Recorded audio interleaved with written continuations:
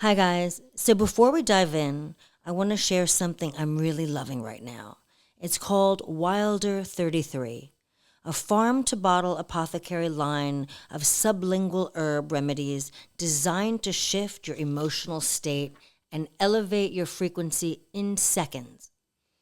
Each formula blends organic botanicals and wild-crafted flower essences to support calm, confidence, connection, and clarity, as well as my ultimate favorite love potion with Damiana and Emerald for heart clearing and magnetism. Just a few drops under the tongue is enough to feel a shift. You can explore the Wilder 33, and that's WYLDER33.com. And as a gift to In the Naad listeners, use code NAAD20 for 20% off your order. Thanks. Enjoy.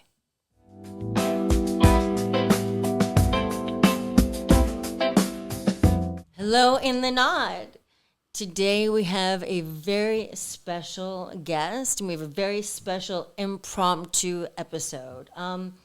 Never done this before, but here we go. You know, I find that these opportunities arise if you're open, and a beautiful opportunity arose. And so we have a very special guest, and I have a co-host today called Hadhari Khalsa. And here we go. I'm going to let him take the helm. Thank you. Oh, sorry. My pleasure. Okay. So yeah, we're here with Swamiji, Advaitananda Giri, correct? Yeah. So we met about it was around January, I think, this year. Right? Mm-hmm. So I've been a yogi ever since 1980, probably in my past lives too, because I have memories of being with gurus from. That's guaranteed. Yeah, but anyway, when I met you, I was just. Because I kind of had a moment where I lost a little bit of faith, I have to say, because I think I don't want to say negative forces, but let's just say negative forces. Were taking away some of my enthusiasm for yoga and meditation, and it feels like we're fighting like major forces, but then like when I met you, I was like, breath of fresh air. Oh my God. A real being, a real pure, humble, enlightened being. I was like, oh my God. And I've been telling everyone ever since. So in his presence, you stop fighting. Yeah. In his presence, you stop fighting. Yeah. Thank you. Yeah. So would you tell us a little bit about your origin story so our followers can get to know you a little bit? I was 9 years old, and my parents were going to meet their guru, and they were not taking me. So I hid behind the bus. And when the bus reached to the next town, they realized that I'm also here, so they can't drop me. On the back of it.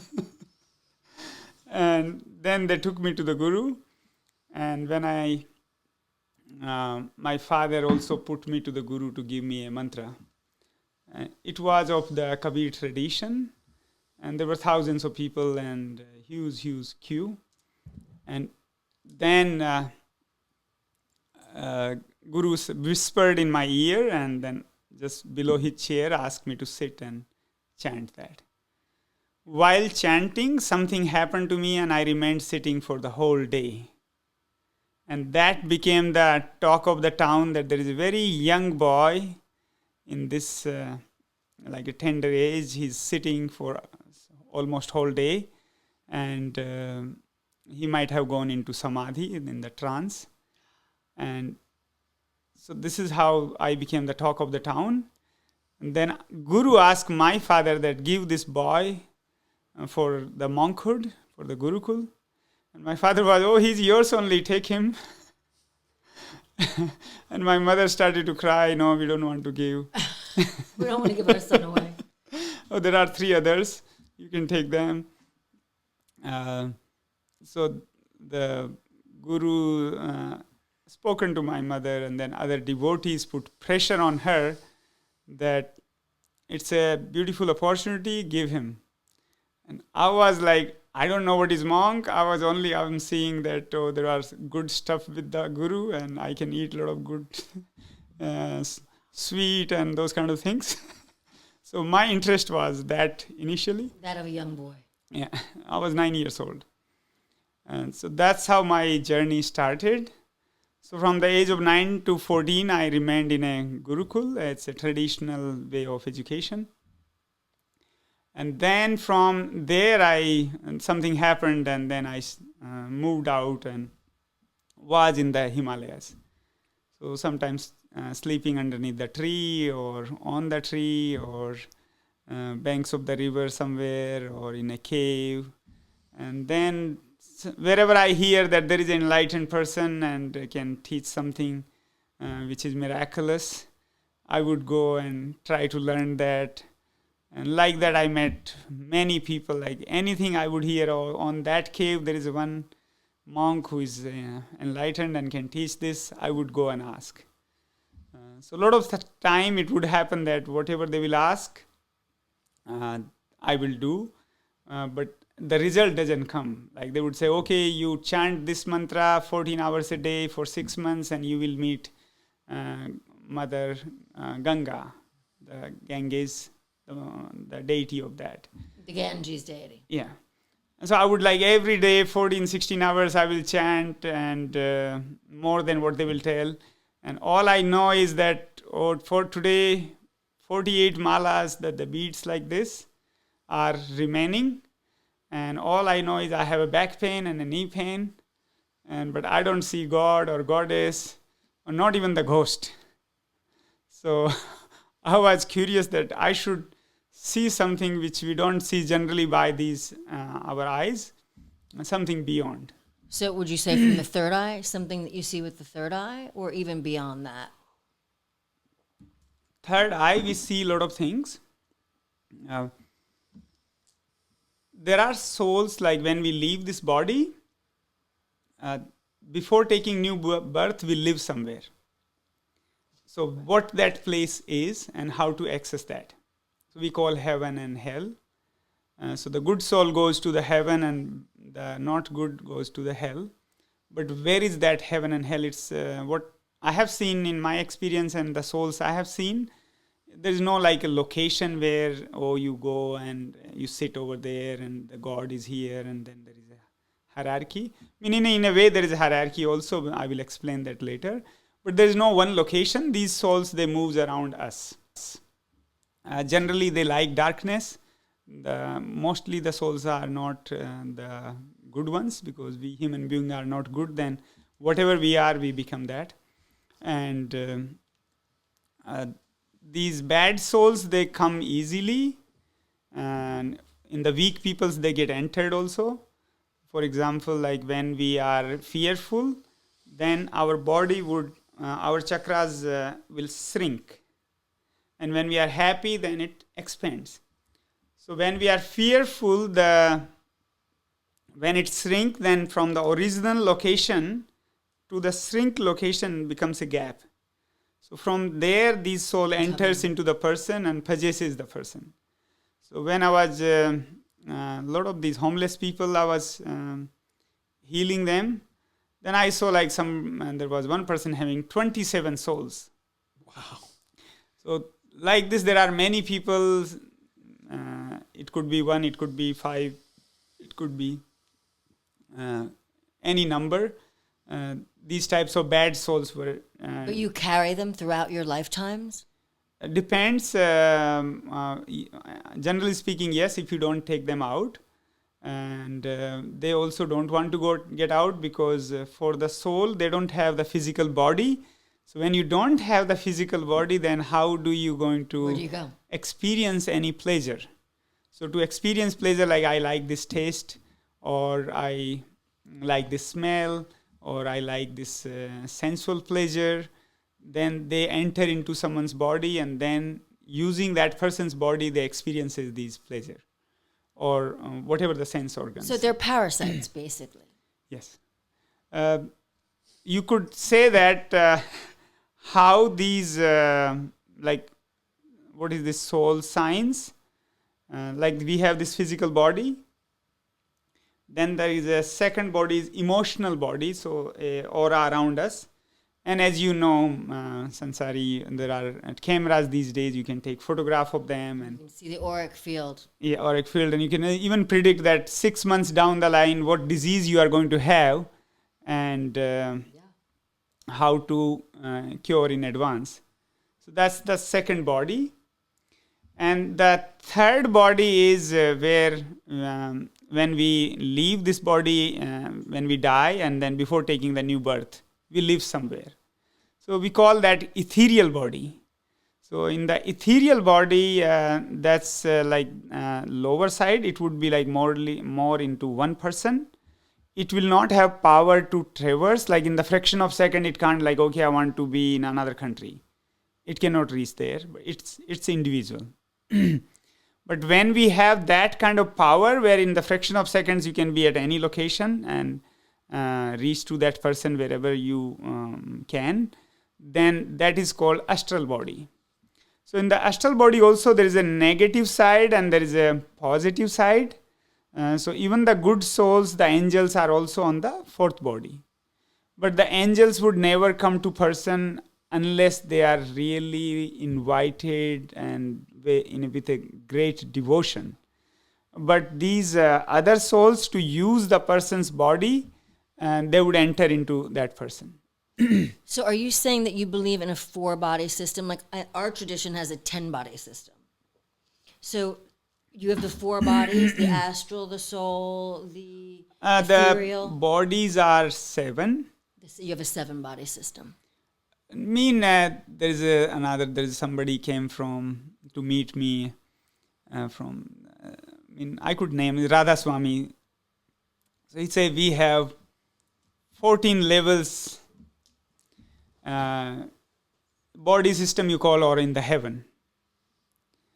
So then he would say like Lord Rama, Krishna, Guru Nanak, or Jesus, or Prophet Muhammad. They're like different number 5, 6, 7. And our Guru is on the number 14. So just to make fun of him, I just said, yes, that's true. Your Guru is on number 14. But I am on number 15 because I saw him struggling on number 14. Right. He got really pissed off.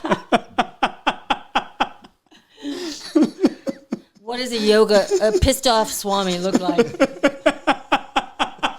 He's laughing for sure. So that's the number 4th. Till number 4th, there is no liberation. One would have immense power on number 3 and number 4. Number 4 more power. But the liberation happens on number 5. And in the liberation, then the human becomes the God, or you become enlightened, awakened. You have known the reality, whatever word you want to use. So that's number 5th. And from 5th, there is a number 6th body where you also, the Atma dissolved into the Paramatma. So the soul dissolved into the consciousness, Brahmand. And that would be called the Brahma Sarir, the number 6. The difference in number 5 and 6 is that from the 6, you can take a new birth, but that birth will be of the awakened birth. Like by birth, you will be enlightened. So we call it a avatar kaya, avatar body. So when took birth like Lord Krishna or Rama, or by birth they were enlightened. So that's number 6. Wow. And then number 7th comes where it's nothingness. So in the number 5th, you are liberated, but the I remain. And when you drop the I and only emness remains, that's number 6. So like universal oneness. Universal oneness. But in that also there is some feeling of that it is happening through me. That I am not, like I am doing this. So I dissolved on number 5. Am dissolved on number 6. And that when it dissolved am, then like this is happening through this body. So you're a vehicle of manifestation, or a soul, but you're just spirit. Right. Right. So when you become vehicle, that also dissolves on number 7. Then you go into nothingness, and from there you can't take a rebirth as well. So those are like. But that's the ultimate goal, right? Right. That's the cycle ends there, and then you just become part of the universe Right. at large. I mean, part of the universe, you also become on number 5 as well. But it's just a degree of expansion. Right. It's a degree of expansion. Right. Come on. And can you traverse through those levels? Like, say, in other words, if you got to 7, could you consciously say, "Oh, I want to go back to 5"? Could you do that? There was a spiritual experiment I was doing, in which Lord Buddha's astral body is still available for a human to take. And in that experiment, a number of people died as well. Like if you heard of J. Krishnamurti, Of course. his elder brother died while trying that, Nityanand. And then J. Krishnamurti tried, and there were 500 theosophists of the Theosophical Society. Right. They all were trying together after training J. Krishnamurti for so many years. Was that here in California? That was in Northern California, where he had his somewhere in London. It was London with the society. Was in London, right? They were then Lord Buddha's cousin who used to keep jealousy with him. After the death, he became a Brahm Raksas, which means that fourth body ghost or demon. So he entered into J. Krishnamurti's body and made him say that I'm J. Krishnamurti and Buddha is Buddha, and I don't want to be a world teacher, and I don't want to take this body. And that movement stopped there only. So to protect against that, 3 years I did a sadhana by which like the Devdat should not enter when we're trying this. So I tried with 80 people, and I also collapsed, and if it was on a higher degree, then I could have died. And so I think with the 500 people, and if we meditate together, the Lord Buddha's that astral body can be taken back. Now, why I mentioned that when you asked that can you traverse, is that Buddha reached on 7th level. So when you reach 7, then nothing should come back. But in his consciousness, he came down from 7th to number 5 and made that body available for one to take. Now, if it's already 2,500 plus years, and if it is not taken, there is a good possibility that it would collapse in around next 500 to 700 years. So it won't be available. Won't be available, and this could, as you mentioned, Sansari, that there are, there's so much difficulties going on, and how we can resolve this. So this is one of the fast track. If we have a consciousness like that back on Earth, then that could impact the policies, then the way of things doing, and just then conscious a chain. politics, conscious communication, all these things that elevate the way that man lives with each other and communicates with each other. Right. And I think in doing so, you alleviate an enormous amount of pain, which is sort of sitting as a cloud on the planet right now. Now, what a lot of people don't know is that you came to America on a mission. And it's a very valuable mission. And would you go a little bit into that for us? If you want to solve America's problem, how practically it can be solved? Is it America's problem or is it it's a world problem? Right. But let's say people follow America. If it's done in America, then everybody follows. Fair enough. If we can fix the education system and have one period where children learns every day how to become a good human being, that would be the way forward. And for that, all the different healing modalities, it can be taught to them. The work, I'm working with Senator Cory Booker. He would like to bring a legislation in the US Senate where children on school level can learn how to take care of mental health. So the first part would be developing their values and virtues, so character development. And the second part, connecting them more with nature. And third part, how they should live life. So it doesn't, like, let's say if there is stress, how to take care of that, anxiety, how to take care, depression, how to take care, how they can sleep better, focus sharper. And in education, the very fundamental is that competition. So from competition, it should go into collaboration and love.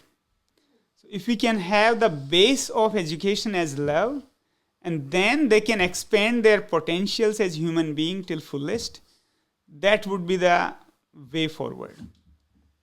And what kind of modalities are you talking about? So we're not going to use the word meditation. So how do you teach a child about self-love? Like, I feel like self-love is one of the most overlooked concepts in this planet. I think Americans don't even understand what that means. So how do you teach someone self-love, for example? I mean, the philosophy of love your neighbor is beautiful. But often what happens, the neighbor is hungry, loveless, or frustrated, and we are also frustrated.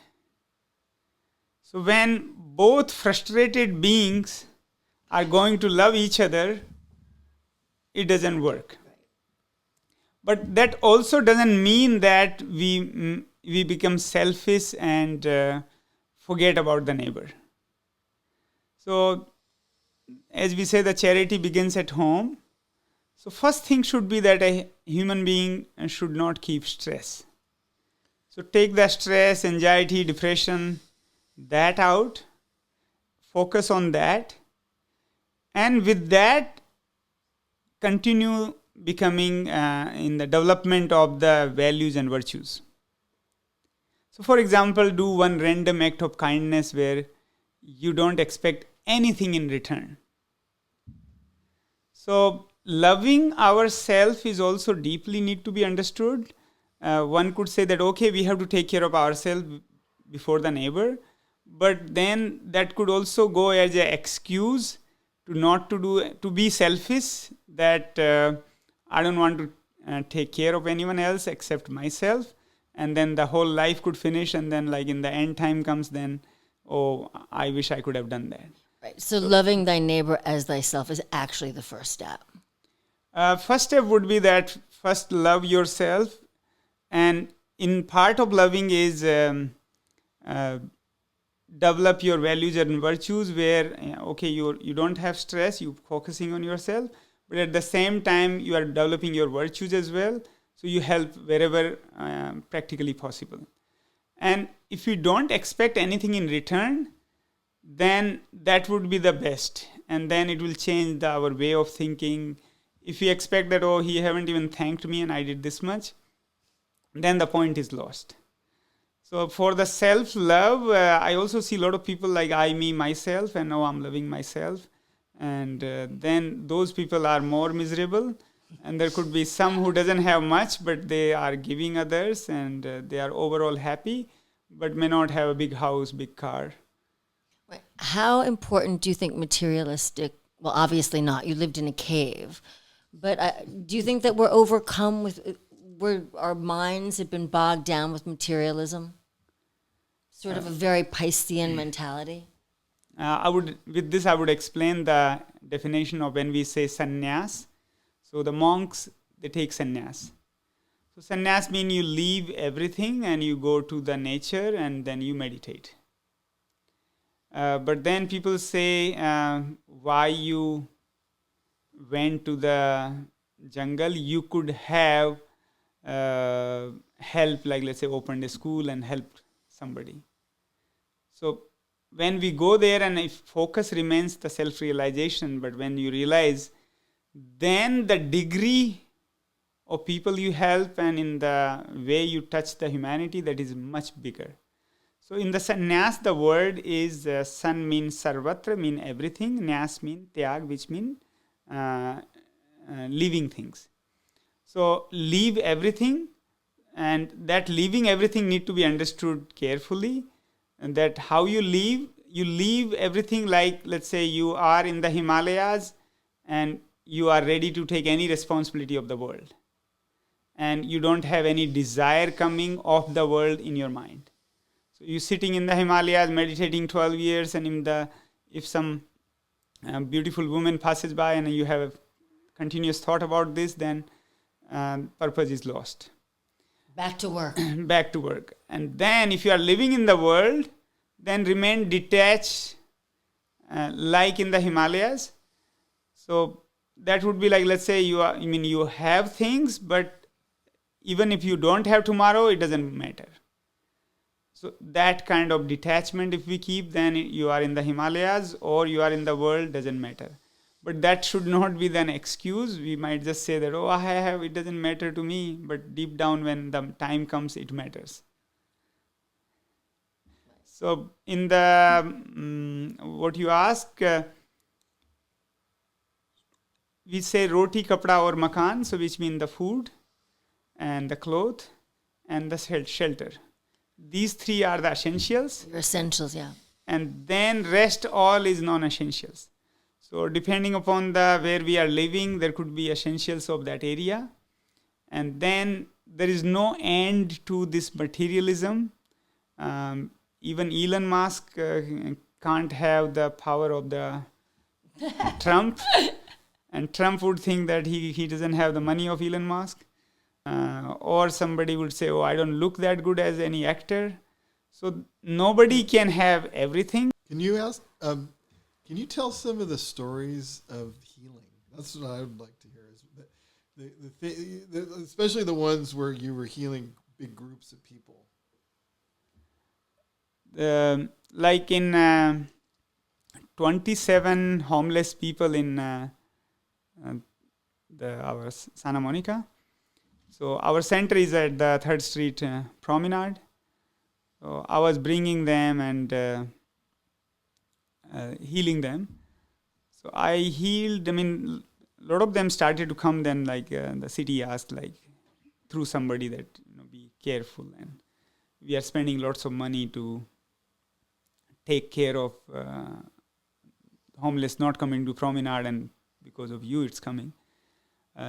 But overall, like when I started their healings, they immensely benefited, and they pretty much become not normal, but like a much less violent than what they used to be.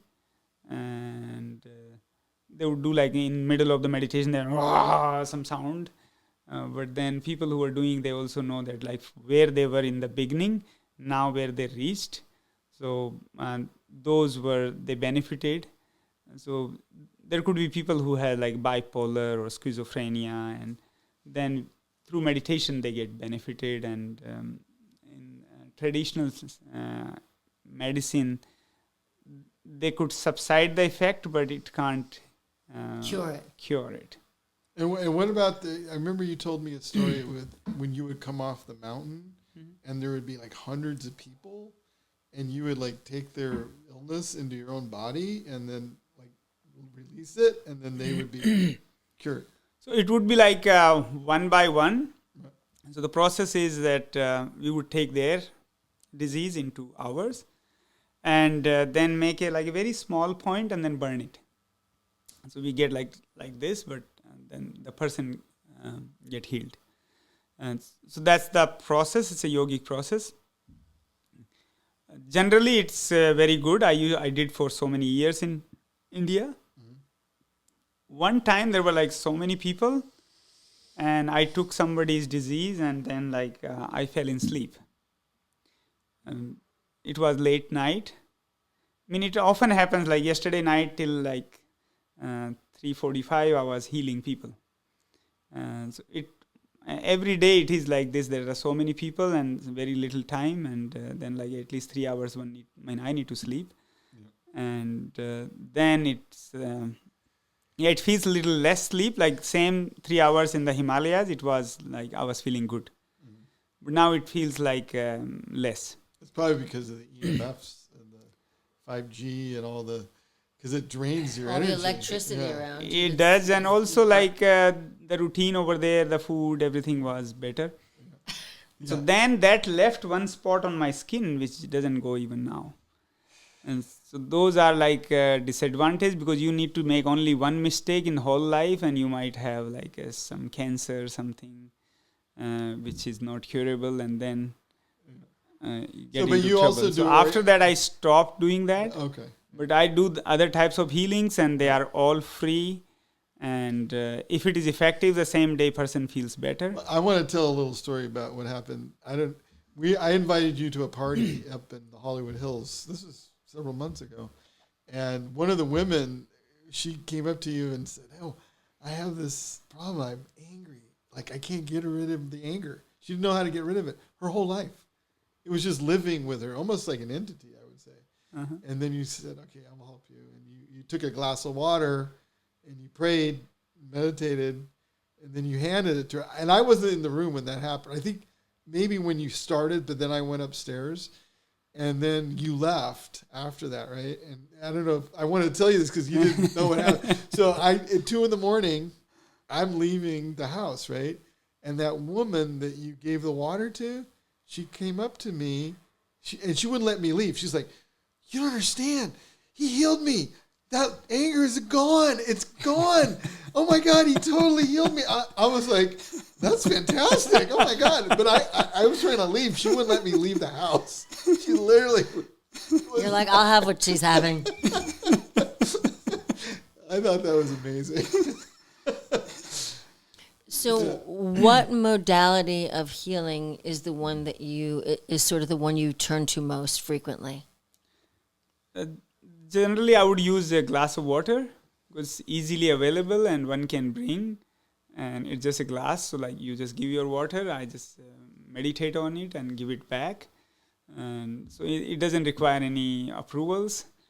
And is it the molecular structure of the water that how it responds to the prayer? Right.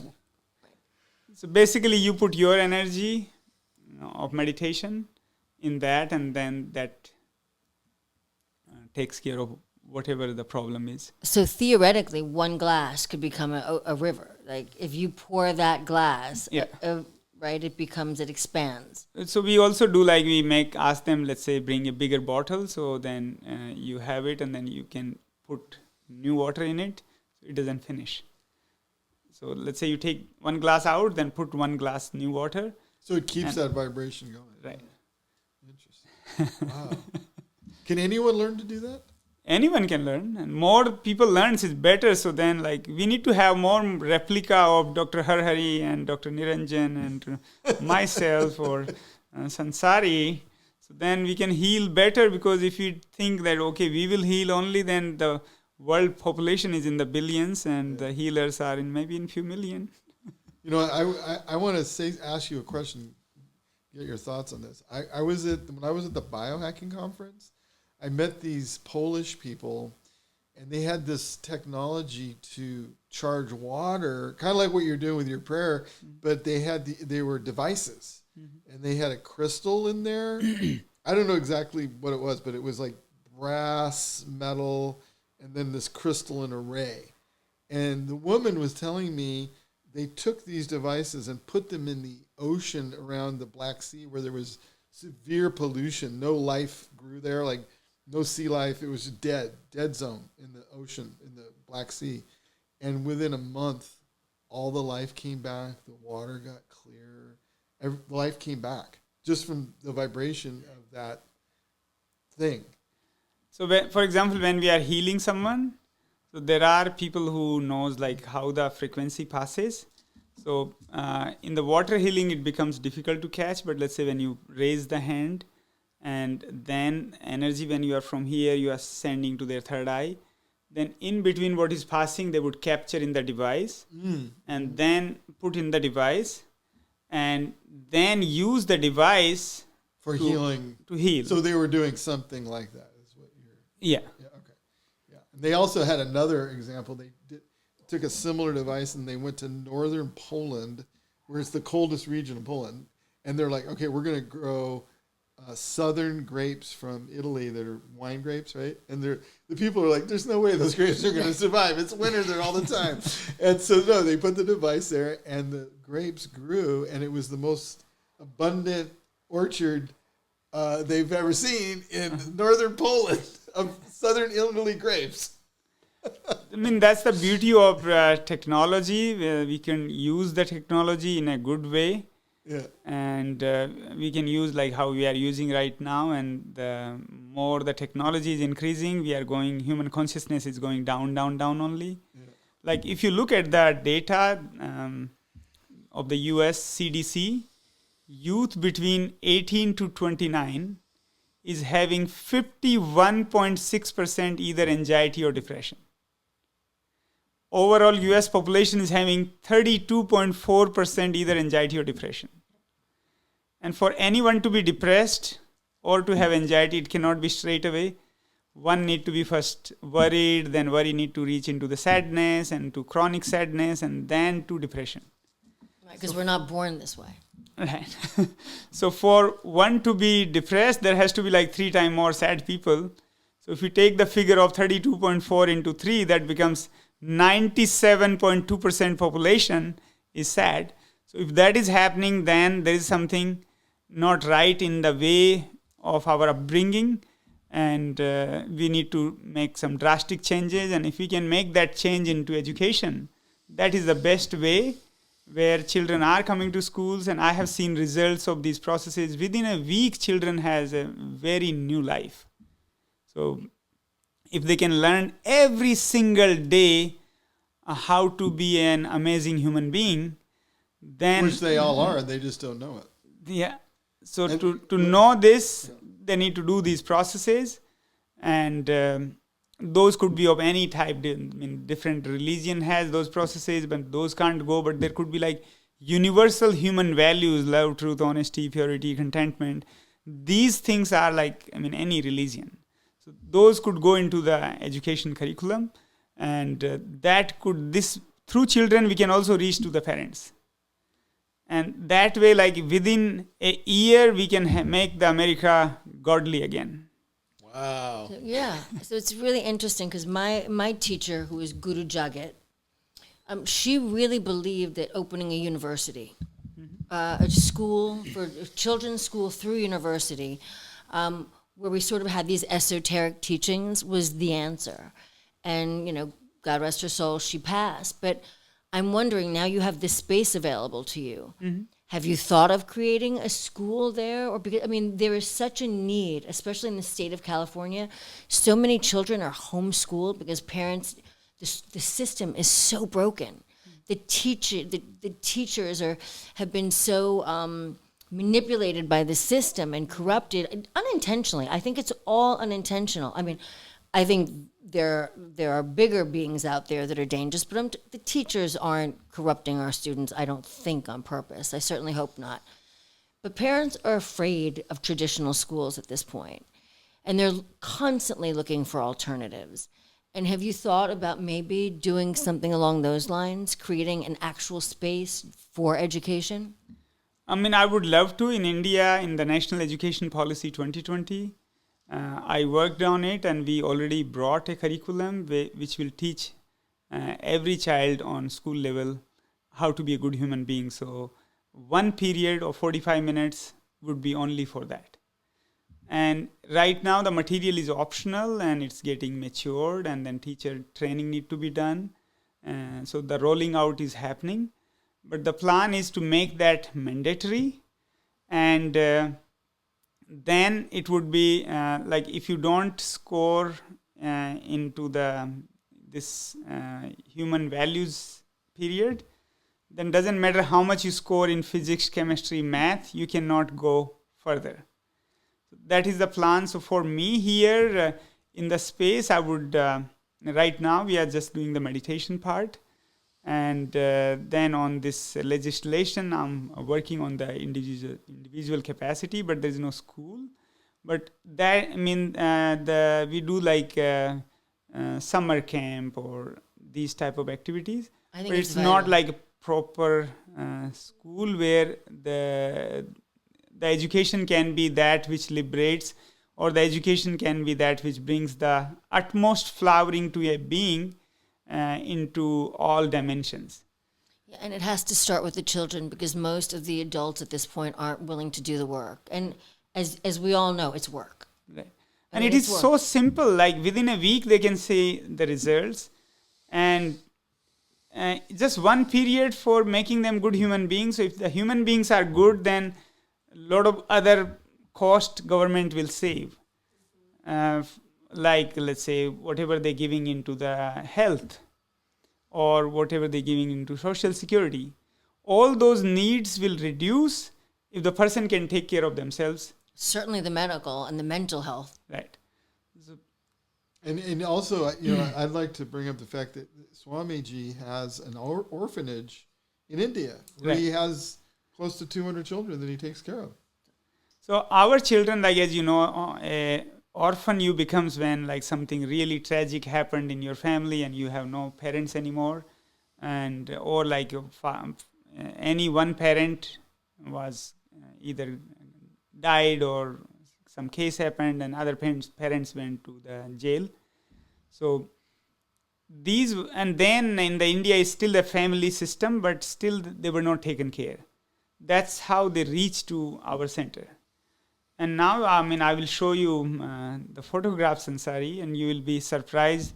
They are much more happier children than the normal children. And so we make them do these processes.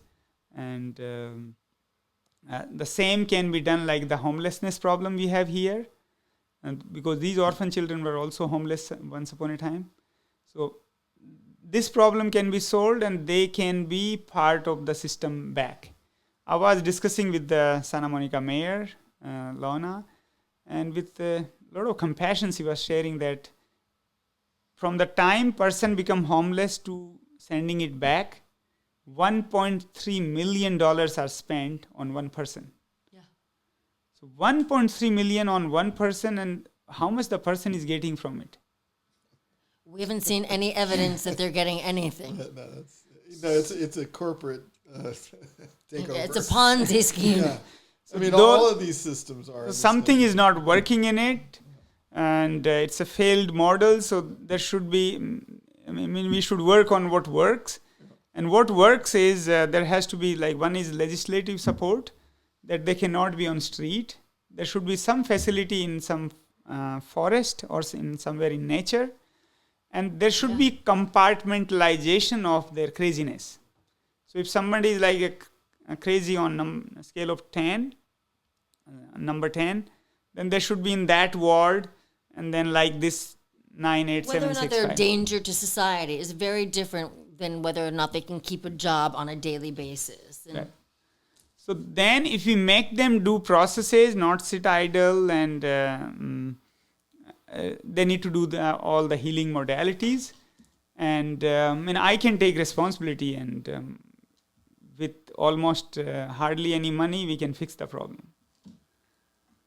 so how do you go to a government that lacks consciousness and ask them for funding for something like this? Government won't do. I see it's private fund. You have somebody. No, I mean, government should do. I mean, how do we go about it?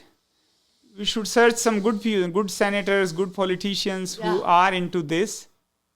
Like I met Corey, and he was very into it, and he just said, let's draft and I'll put in the US Senate, and we will do everything possible to get it passed. Now, to get the funding, first one need to know where the funding available. Second, it should be written like how they want and the proposal to be submitted and meeting those criteria.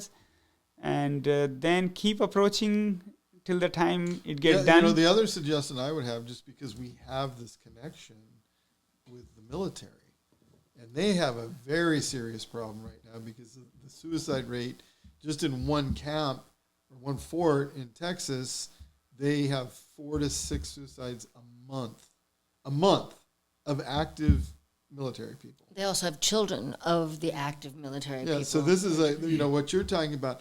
I think we have a much better chance because we already have an open door because they're asking us to help them. I mean, we would and they love have more to, money. We would love to help. And the good thing is they have money. They have a lot of money to pay for the program. I mean, it can be solved without money. Right. We have to take care hundreds of the of teachers. volunteers Yeah. who would like to be part of something like this. Yeah. And then we need to give all the tools free to them.